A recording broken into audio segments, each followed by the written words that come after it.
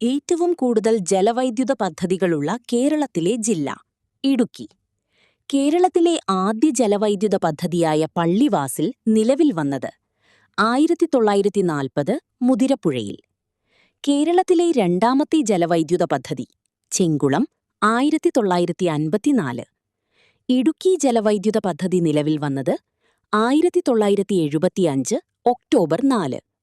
ഇടുക്കി ജലവൈദ്യുത പദ്ധതിയുടെ ഉൽപ്പാദനശേഷി 780 മെഗാവാട്ട്. ഇടുക്കി ജലവൈദ്യുത പദ്ധതിയെ സഹായിച്ച രാജ്യം കാനഡ. ഇന്ത്യയിലെ ഏറ്റവും വലിയ ഭൂഗർഭ ജലവൈദ്യുത നിലയം മൂലമറ്റം, ഇടുക്കി. സ്വകാര്യ മേഖലയിലെ കേരളത്തിലെ ആദ്യ ജലവൈദ്യുത പദ്ധതി മണിയാർ, പമ്പ. സ്വകാര്യ മേഖലയിലെ കേരളത്തിലെ ഏറ്റവും വലിയ ജലവൈദ്യുത പദ്ധതി കുത്തുങ്കൽ.